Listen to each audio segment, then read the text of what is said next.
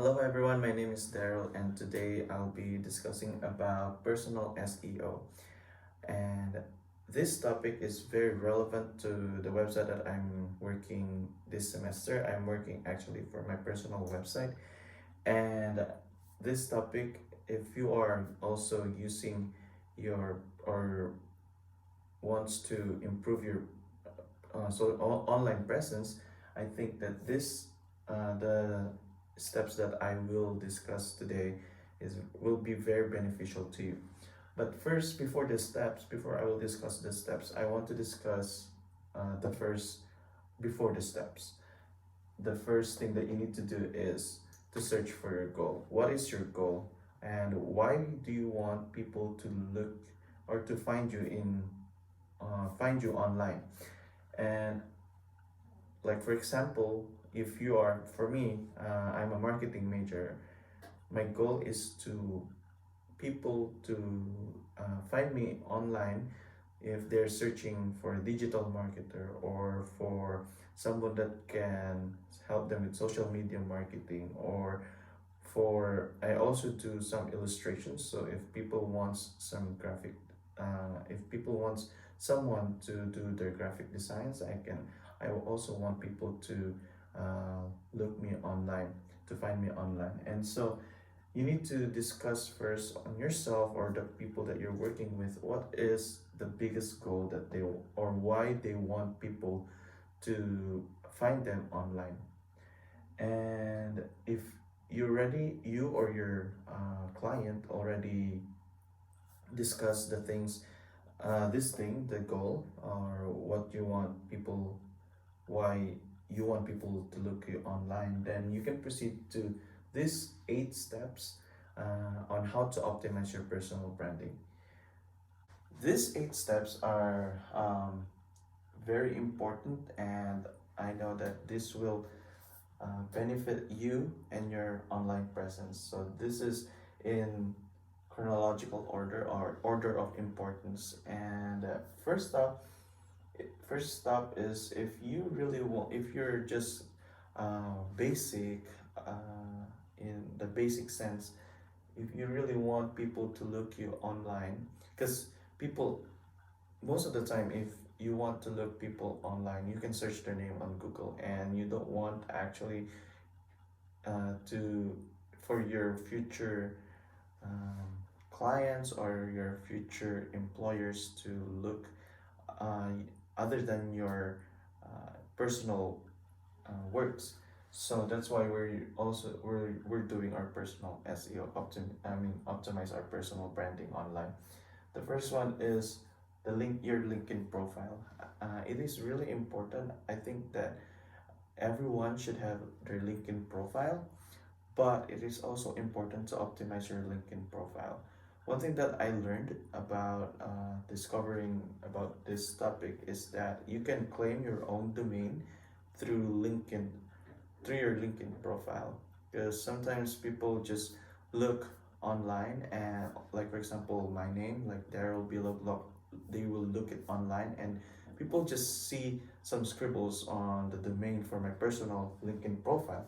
And so to optimize your online presence, you can claim your own profile, your own domain for your LinkedIn profile. And it's very easy. You just go to settings, and on the domain, you just click it, edit it, and then put your first and last name. And if you'll try, I actually tried it myself, and if you try it, then you can just search your name online, and then your LinkedIn profile will be the first one on top of this Google search. And for example, if your name is a bit common, like for example, I don't know, like for Filipinos, it's like Juan de la Cruz. If your name is a bit popular or common, then you can try adding your middle name or your middle initial on your LinkedIn profile domain. The second step is a personal website. If you're really into it, it is actually very not how do I say it, like very beneficial for everyone to have their personal website. Look at it as the 21st century resume. People look you online, and it's more than just the paper that you will give to the employers, but they will see your works, the things that you've done, who are you, and the your experiences before they will hire you. So personal website is very important. You can look online for CMS, and there are some CMS that are free trial. Of course, there are limitations for free trials, but it is very important to have personal website. And so, as I've said a while ago, I am doing my personal website this semester, and so yeah, I think it's very important to have your personal website. Next one is your personal domain name. So as I've said a while ago, there are several CMS softwares um, that are free. Like for example, the Wix, I think sometimes it's free, and so you have your personal website, but it is also good to have your personal domain name. You can search. I bought my personal domain name through GoDaddy, and I don't suggest that you also buy it from GoDaddy.com. But I mean, if you find somewhere else that is also um, that is cheaper, then I suggest that you buy your personal domain name. And I also suggest to have it at HTTPS rather than HTTP, because HTTPS means that it's secure, and it will also help you rank on your personal SEO on any search engines if it is secure. Next is the about page. So if you have your own personal website already and you have your own personal domain name, I suggest that you will also do the about page. So in about page, put um, as much keywords as possible. Like for example, you put your name, you put the things that you do. For example, my about page has words like digital marketing, illustration, or marketing. Those things that you really want people to know about you, because those the Google or any other search engines will use those words to rank you on their search engines. So if you want people to know you more and to search you easier, then put keywords and your name on your about page. Number five that I suggest is to have an easy to make it easy to read. Most of the time, people just scribble like words on their personal website or on their LinkedIn. So make sure that your personal website is easy to read. This will also help your employers, future employers, or the people that you want to search you online to have an easier or have a happier experience on your personal website. So make sure that it is easy to read, and if you have like the UX design, a great UX design, UX UI design, then it will be better.